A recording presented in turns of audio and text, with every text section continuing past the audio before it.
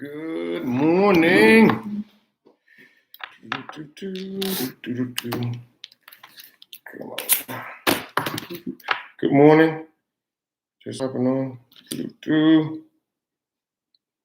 Got a second to get on.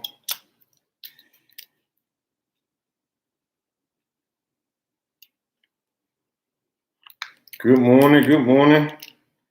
Trying to get Instagram fired up.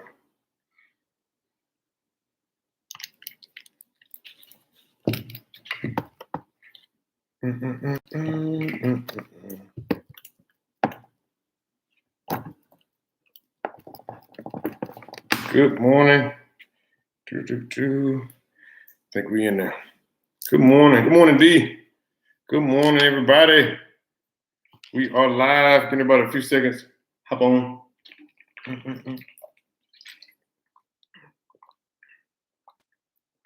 Make sure y'all drink your water. Get your water in. See if I can stay on this. Yeah, appreciate it. Bed, what's happening? Good morning. Rob, what's going on? What's going on? Robert, what's happening, man? Good morning. Let me get started, y'all. Just a second. Hope y'all can see me. We got kids at the house. It's most of it. So y'all know how it's going. Good morning. My mom, hey. So, yeah, I try to do live on YouTube, too. So, we're on YouTube today, too, as well, on Jeffrey Miller. So, good morning, y'all. Good morning, everybody. Second, wake up. Come on in. Got a good lesson today. When Jesus calls. We're going to talk about it.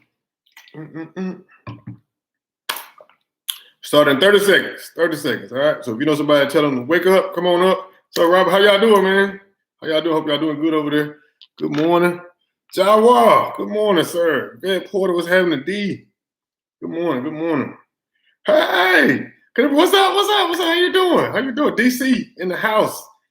DC in the house. Good morning. So, yeah, okay. We will start. Just a second what the time say. It's been 30 seconds, y'all. 10 seconds. We'll get started. 10 seconds. So, somebody tell them jump on. Rakisha, good morning. Tell you, good morning. What's happening? Hope y'all doing all right. Chris Lee, what's happening? We had a good time on live yesterday, too. I had a good time on live yesterday, last night. So, yeah, doing all right. We're doing all right, too. We're doing all right, man. We need some groceries. Feed these kids. So, you know how it go. We're going to go ahead and start with prayer. If y'all are with me, y'all, we're going to be in Luke 5. So, if you're flipping, you can go ahead and get there. Luke 5. We'll kind of just stay in that chapter. Got a good stuff today with Jesus called. What happens? What's going on? Do you answer? Do you not answer? What is it like? What's the pressure like? And anxiety in that? What do we need to do? So we're going to actually look at some good verses today we looked at too. So good morning if you're on. So we can start with prayer. If you don't mind, bow with me. Lord God, we thank you, God. Thank you, God, just for waking each and every person up this morning, God. Those who are watching for what they are, we pray, Lord God, for this lesson, Lord, today, Lord, to ring true in our hearts and our minds, Lord. Keep us all behind Calvary's cross that you may get the praise and the glory, God. We thank you for every opportunity, Lord, that you present to us, Lord. We thank you, Lord, for the opportunity, Lord, to be able to meet, even though we are quarantined in together, Lord. We pray, Lord God, who somebody, Lord, who may not know you, Lord, somebody who does know you, Lord, that we can be all that you could be, Lord. So when you call us, Lord, we'll be ready. We'll be prepared for it, Lord, as well. Through anything, Lord, through self-doubt, through anything, Lord. Keep us and guide us. In your daughter's son, Jesus' name we pray. Amen and amen. So good morning. Just joining on Chloe. What's happening? Bridget, hey, good morning. Lucy, what's happening? Good morning. So yes, DST27, what's going on? So yes. So yeah, we're gonna bring you in there a little bit. Okay. So remember a time before Call ID. I remember those times for my folks older than me, right? Remember time before Call ID. My mama used to tell us too, like pick the phone up. You had to ask who it is. You know who it was from there, right? So now who? All right, let me change that. Better yet, what type of person can call you now and make you debate on answer? So drop that in the comments for me. What type of person could call you now and make you debate on whether you're gonna pick up the phone? So what type of person could call you now? You be like, I don't know. I don't know. Keisha, what's up? She on Instagram. Yeah. So what type of person could call you now and make you debate on whether you're gonna answer the phone? So if you're on Facebook, if it mess up, jump on the Instagram and Mr. Jeffrey Mister too, if you're missing up. What type of person could call you now? If they ring your phone this morning, you'd be like, no gonna answer that. Like, what type of person? Yep. A person who needs something all the time. You got somebody who call you all the time. They're gonna call you when they need something. Like something like, hey, like, oh, you already know. Like that, you already know the Corona chick money that ran out. You know something's going on. So they calling you because they need something. Who else? You, I don't know, you get a call. Rico, what's up, man? You get a call, you like, I don't know. Yeah, Casey said annoying people. Yes. Listen, baby daddy. Somebody, baby daddy. Yeah, Tiara, good morning. Yes, messy folks that call you to gossip all the time. Like, I don't know if you ever get calls like this, like, hey, like, look, I ain't trying to gossip or nothing, but we need to be praying for Shauna, because she on her ninth baby this month. Pray for her though. They trying to be messy, use God to be messy and situations like that. Who else? Y'all think right there. All right, first I hold my feelings. Yep. Now complainer, gossiper. Yep. Someone that's always speaking negative drama. Yes. Keep that negative energy right there. Ashley, good morning. And so anybody in that sense that drives away what you're trying to do, right? And so I thought about this as I was preparing the lesson. I was like, Now, what would we feel if Jesus called us today? Let's just say today, right? So if Jesus calls today, I know he don't use cricket. I don't know. He may use cricket. I don't know. I love cricket. I ain't got no complaints. What's up? Good morning. So how we recorded? Good morning.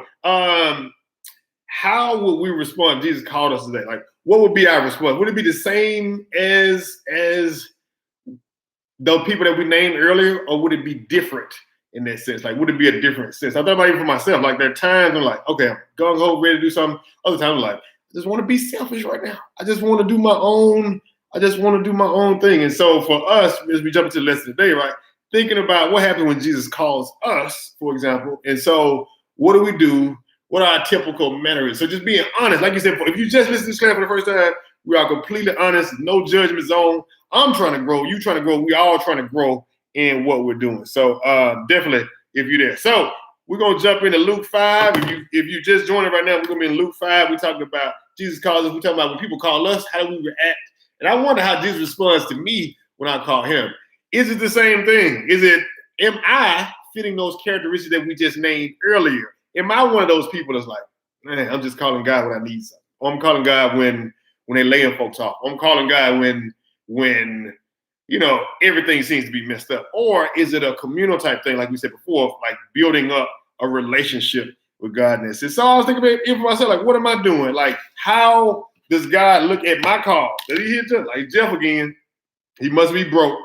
He must got something, you know what I'm saying? Like, how are we seen in that? So we'll kind of get into all that today. And what can we do? So 3 things we can do when Jesus calls us. He called all of us. So what do we do? So John 5, we'll go to John 5 first. John 5. And we're supposed to read 3 through 7. I'm going to read 1 and 2 so you can kind of get the context of what is actually happening right here, right? So John 5, I said Luke 5. I don't know why I keep saying John. John's on my mind. Luke 5. I'm going to read 1 through 7. So if you got your Bible, you can come read with me, all right? Luke 5, 1 through 7. Give you a second to get there. Luke 5. All right. When teachers be doing that, they be trying to give you a second to get there. I know. Yes. Yeah, Casey said, yep, I am. I know you get tired of me. I know you get tired of me too. So Luke 5, thank you, Keisha. Luke 5, 1 through 7. No, yep, Luke 5. Chris Lee said she never thought about it like that. Yes, I was one of that. My mind be crazy. I try to use it for good sometimes. So Luke 5, 1 through 7, we're going to get into it. So one day, as Jesus was standing by the lake of Gennesaret, with people crowding around him and listening to the word of God. So he's around the lake. He saw at the water's edge 2 boats left there by the fishermen who were washing their nets. So they left their boats by themselves. Now, verse 3, he got into one of the boats, the one belonging to Simon. You know him as Peter, Simon Peter, right? And asked him to put out a little from the shore. So he said, hey, Peter, put out a little bit from the shore. Then he sat down and taught the people from the boat. When he had finished speaking, he said to Simon, put out into the deep water and let down the nets for a catch, right? I mean, he's like, yeah, these folks hungry. Let's put it out there. Let's put the nets out in the deep water. So in the deep water. So Simon answered, Master, we worked hard all night and haven't caught anything. But because you say so, I'll let down the nets. Verse 6 says, when they had done so, they caught such a large number of fish that their nets began to break, overflow. 7, so they signaled their partners in other boat to come and help them, and they came and filled both boats so full that the boats began to sink. So you see where we are, right? So Jesus is teaching on the lake. People crowding around him, and so it's probably getting packed. It's probably getting packed around. And so he tells, so then he looks at the water. He's like, "Oh, there's 2 boats right there. All right, Simon, come here for a second, man. Let's get in your boat real quick." So Simon's probably thinking like, "Hey, this is pretty good." So let's break this down. So one thing I kind of pulled was Jesus used many different places to reach people, right? He's on the mountain, he's on the hill, you see him at the water. He's at the lake right here, he's at different places. Jesus used many different places to reach people. Now that the church doors are closed physically, many people who only got the word from church are struggling spiritually right now. What different places do you hear from God? What different places? Shirley Dean, good morning. What different places do you hear from God? Jessica, good morning. Good morning. Regina, good morning. What different places do you hear from God? So now the church doors are closed, except in Atlanta. I saw some things on Atlanta. Yeah, y'all, my Atlanta folks, good. Hey, praying for y'all, man. Y'all stay in the house if y'all can, all right? So, but what different places do you hear from God? Drop those in the comment. What different places do you hear from God? I'll kind of start off.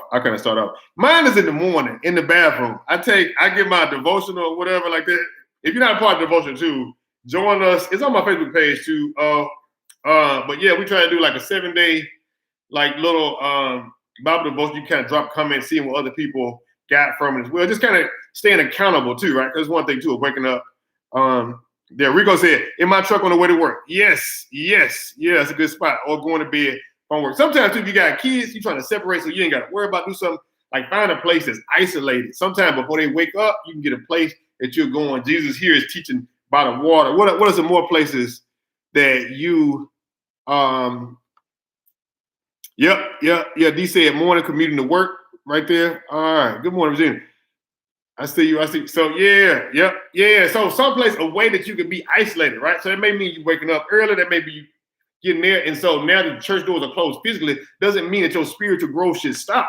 So right now you can really be building upon your relationship with God. So what does that look like? And so now, like, not just saying, hey, now I can't be in the building anymore, so I guess I'm stopped. I shouldn't be stagnant. I should continue to hear from God. But God can open up doors. He's at the point of saying, I'm not at a place. I'm not just at one place. I can be any and everywhere I need to be. And so for us, like, what am I doing as I go through? Dana, good morning. She gets groceries this morning. All right, when I walk in the kitchen and everyone's like, yes, that's what I'm talking about. The kitchen, you can be in there, have something going. You can have your devotional going. You can get into it, but let's not limit God to a certain box, right? Like we're saying, God can only work in this little area right here, right? And so, but let's not limit God to a certain area. God is all in one. And so now he's even at a lake right now and doing still some miraculous things now. So we kind of look through that and see. He said 3 a.m. in the morning. Hey, it's a good time. Sometimes you wake up too, like, well, I can't sleep. That may be a good time for you to get with God. One of the boats, which was Simon's, all right, Simon must have felt privileged that Jesus wanted to teach from his boat, right? He's like, my boat, Jesus, my boat, my boat. We can also be sure that Simon listened to this teaching all the more attentively. What of yours does Jesus want to use? What of yours? So Jesus was teaching by the lake. People were crowding around. He's like, man, this crowd getting too much. Let me go out here so they can actually hear what I'm saying. Let me get to a point and get there. And so what of yours does Jesus want to use? What of yours that you own, does Jesus want to use? Your personality, your influence, your career, your marriage, your testimony, your story, your life, your problems, things you overcome, being honest and transparent about where you've been from, so people don't think that everybody that belongs to God is just stuck with God just in a sense. And so thinking about, like, for us really and truly, like, what of yours does Jesus want to use right now? And what of yours are you afraid to let Jesus use? Stank face. What of yours are you afraid to let Jesus use? And why? What of yours? I'll kind of give some examples that y'all kind of think of. You're on my, look, throw that in there. Yeah, testimony. We're going to say testimony.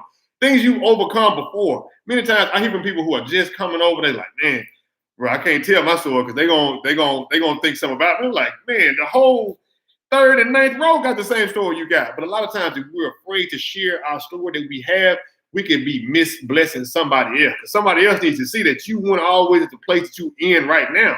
They need to see what you've been through before, to overcome the stories you've been through, the mistakes that you've made, and knowing that that mistake was not permanent, it was temporary. And God is working through like flawed folks. Is he going through right now? We're looking at Jesus actually picking his disciples right now, right? So like this is a place right now. They don't really know Jesus. They coming through. These folks been living their own lives. We'll look at other disciples just a minute.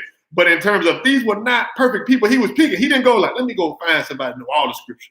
Let me go find somebody who know all the things that's going on right now. And so think about right now. I want you to think about what of yours that Jesus want to use, and what are you afraid to let him have? Because the real reason why you may be thinking that, and I think the same thing too, of things that I was a little reluctant, like, you can have this, you can have that, you can have that, you can have this, you can have that. But this right here, oh, I don't know. Because if I let you in like that, what changes about my life? Oh, what changes about my life if I actually let Jesus into what we're doing? Rico, good morning. All right, Najee, good morning. So what am I pushing myself that they gonna judge me? Man, if they knew what I did before, like I got a child out of wedlock, oh man, or like, oh my goodness, I've been through this, I dropped out of school like this, or man, like I left my family for a little bit in the situation, and folks gonna hate me. And so I gotta keep that down, keep that messed up, keep that there. And so you gotta think like, what in your story does God want to use right now that you're afraid to let him use? That you're looking like,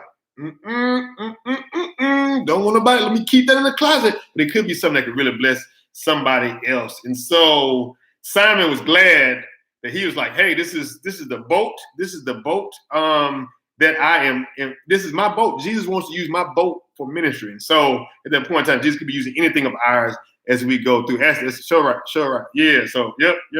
So let's keep pushing, right? So in 4 and 5, on verses 4 and 5, when they had stopped speaking, he said to Simon, launch out into the deep and let down your nets for a catch. But Simon answered him and said, Master, we have toiled all night and caught nothing. He said, we've been fishing all night, Jesus.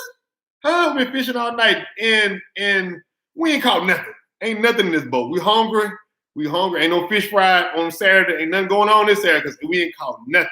But look at the second part he said, right? This you just joined us, Luke 5. This is verses 4 and 5. You just joined it right there. Teacher, good morning. Yeah, my pass. Yes, yeah, drill. So launch into the deep and let down your nets. And so he got there.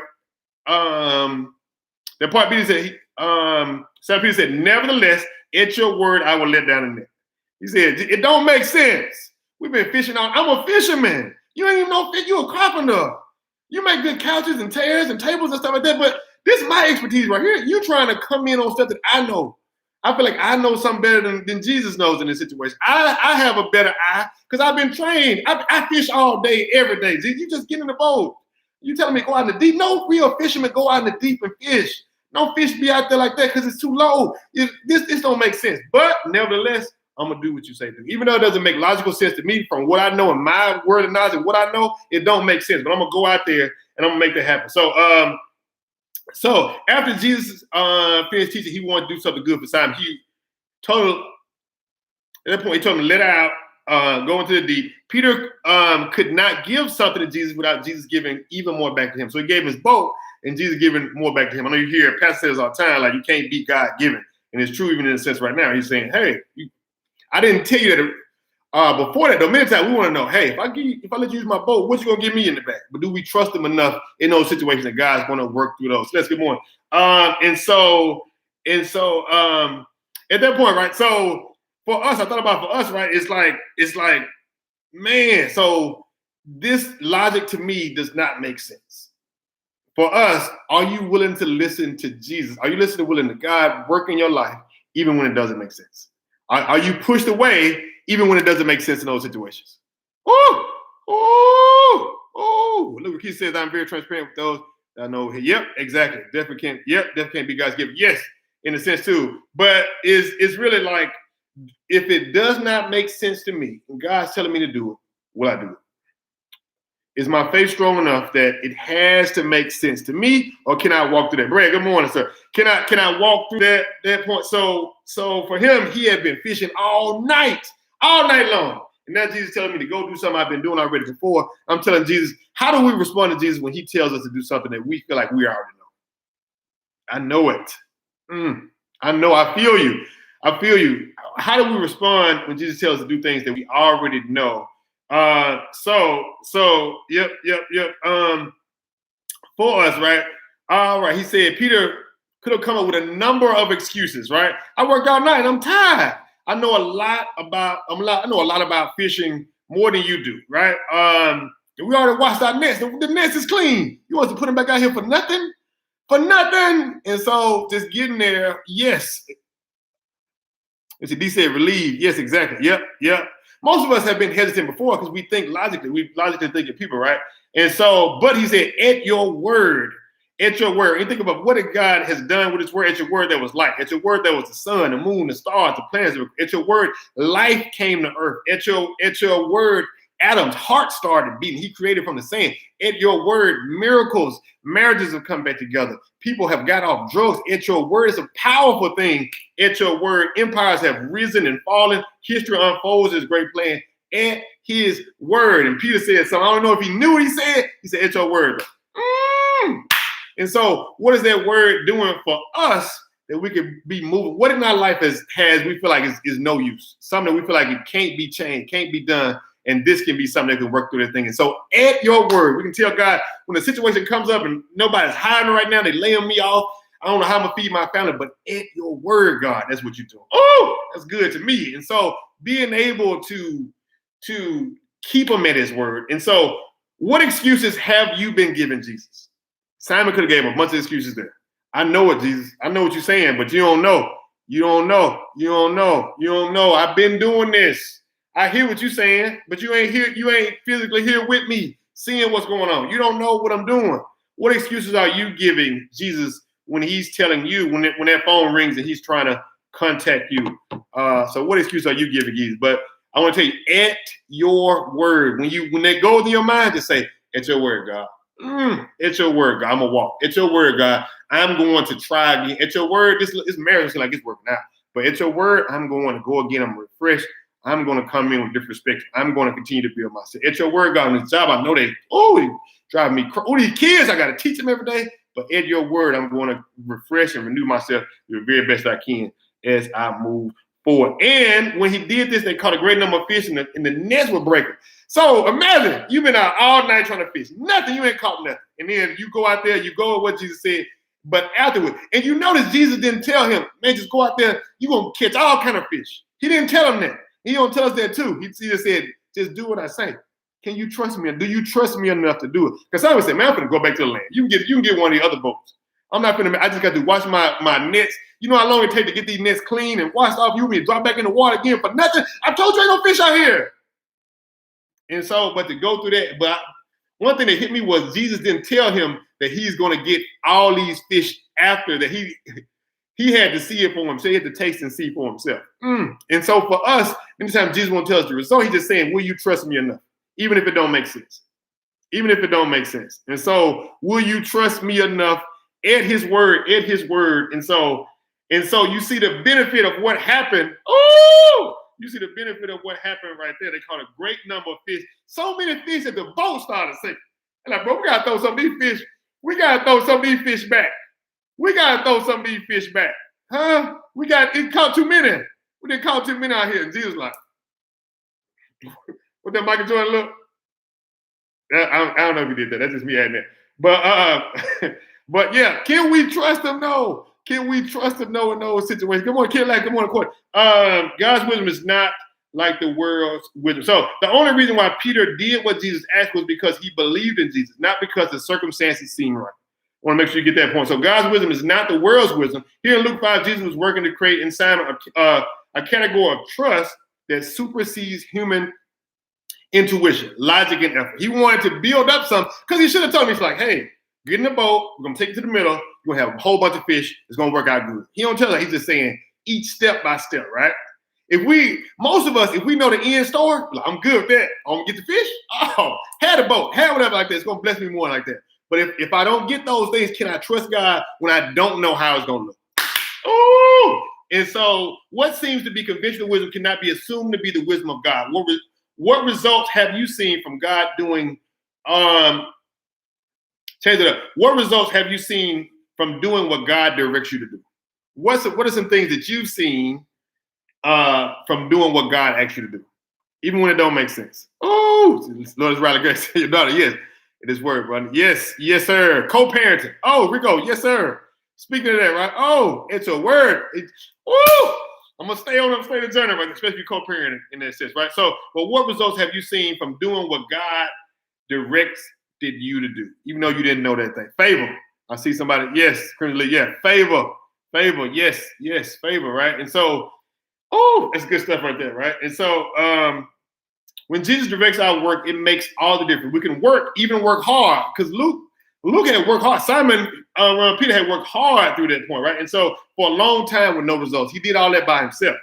But when Jesus directed his work, see how I flip there? We see results, and we always miss something great when we make excuses instead of allowing Jesus to direct our work.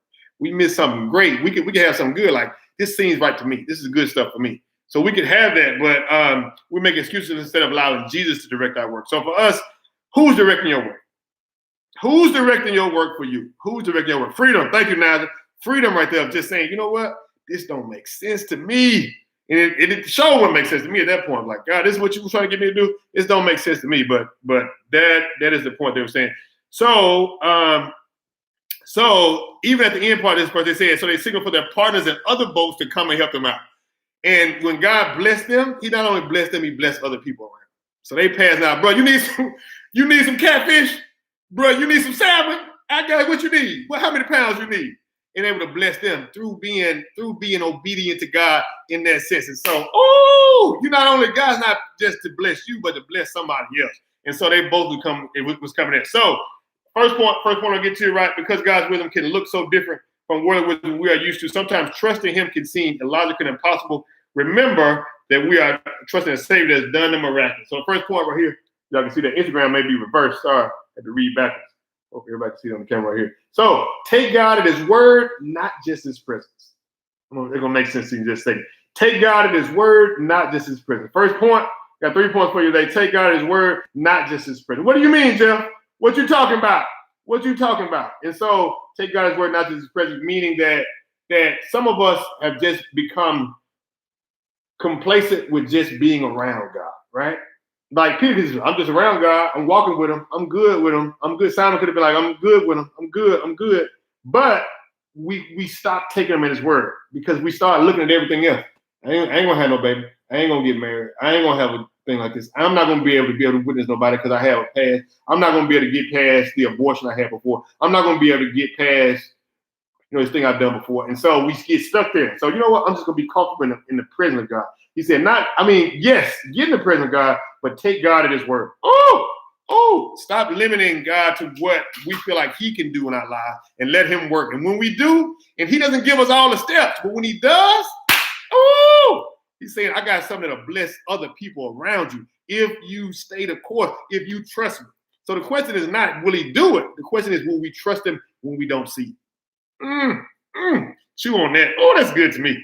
That's good. So will we trust him in the midst of this? Sean, good morning. Will we trust him as we get into this point? So good stuff. Good stuff there. So just join us. We're in Luke 5.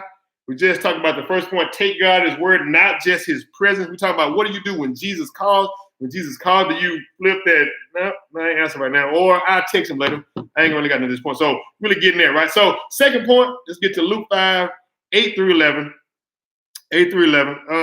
Let's get here, right? So Luke 5, 8 through 11. So the boats started to begin to sink. They started passing out boats. They're like, man, bro, we ain't never caught this many fish before. Yes, sir. This is you awesome. You awesome. And so let's see how he responds now from God blessing him in a way he had no intentions. No, he was like, maybe we could catch a fish. We may get a little crappie or something like that, be able to eat and overflow with that point, right? So verse 8 through 11 right now, Luke 5, 8 through 11. When Simon Peter saw this, he fell at Jesus' knees and said, go away from me, Lord. I am a sinful man. For he and all his companions were astonished at the catch of fish they had taken. I was like, bro, you've been fishing for 18 years. You ain't never caught nothing like this before by yourself. See what he, Okay. For he and all his companions, so all his partners were looking, bro, but y'all, we ain't never caught this many fish together. And so verse 10 says, and so were James and John, the sons of Zebedee, Simon's partners. They were fishing with him too as well.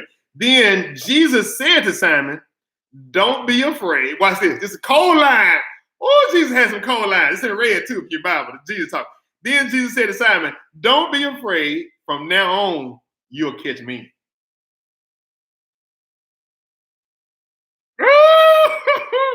So they pulled their boats up on shore, left everything and followed him. You see that cold line? Let me say it again, because when I was reading this myself, I was like, oh, that's a cold line. Cold line, right? They got fish everywhere. They get out the boat, and so Simon Peter's back. He said, he breaks down. He said, "Go away from me, Lord. Listen, I'm a sinful. I shouldn't even be in your presence right now. I'm a sinful man, right?" And so and then all his partners around like, "Well, you see all these fish? This is what they do with all the fish and whatnot." And so at that point, right? So Jesus dropped a cold line in verse 10. All right. So James and John was also around too. So you got Simon, Peter, James, and John, other fishermen around that point. And Jesus said to Simon, look at him in the eye. Said, you know what? Don't be afraid. From now on, you will catch me. he was, oh, I see you, Jesus. I see what you're doing there. And so he was going straight there, right? So let's get into it. That's good to be. That's good to be. So he fell on his knees. Now Jesus had already miraculously healed Peter's mother-in-law. If you read back to Luke 4, 38 to 39, he had already healed his mother-in-law. So this was like, he was like, okay, let me see what this guy Jesus is talking about. So yet there was something about this miracle of the catch that made Peter worship Jesus and surrender himself to him. Now, for us, what has God done in your life that would make you react like Peter does here? What has God done in your life that would make you react like Peter does right here? What has he done in your life that would make you react like Peter does right here? Woo! Mess my perm up right here. What has God done in your life that would make you react the way Peter does right now? He's like, God, I am not even worthy enough to be around you like this. And I thank you. I thank you for that. And so for me, I think most of it is like experiencing, like, I remember being in a car accident before when I was in college. I was coming back, it was on Good Friday, actually. I was coming back, I had a clothes full of clothes. My mama can attest to this too. And I was riding back, I was going in back roads from college. I was coming down and this guy pulled out. And I remember like smash, boom, we crashed the cars, total the car and everything. And I remember like closed my eyes, hit the steering wheel, woke up. I had a seatbelt on everything. So it left like a little cut right there. I remember looking, I was like, I'm alive. First thing I thought. And I was like, second thing, let me check and make sure like no metal is sticking through my leg. I don't know if I've been watching movies or something like that. I was like, let me check. And I was looking, I was like, thank you. Oh, Lord. Woo. And so it was at the point I was like, Lord, thank you. And so I was looking, I was like, man, hopefully I didn't kill or hurt nobody that's next to me too. Because the guy pulled out, his fault, whatever. But still, I was hoping like nobody, like, hopefully let me get out now. Well, first, I was like, let me make sure this car don't blow up. I've been watching too many movies. I was like, let me make sure, thank you, car. He said that you regret the car. So yeah, making sure that this car don't blow up. Because I saw smoke. I was like, Lord, I ain't gonna blow up. This ain't gonna go out. I ain't gonna go out like this. I was like, I don't know how I was, like 19 or 20 or something. But I was like, I'm not even gonna die in this car right here. So I got out, check out the fuck there. But my guy was like, thank you. So I checked the guy. He was like, leave me alone. I was like, all right, that's cool. I was like, thank you. Oh, thank you. And so what has God done in your life? Maybe you've been absent, maybe you've been somewhere, maybe you're reflecting now. You think like, man, God worked through something that could have went another way.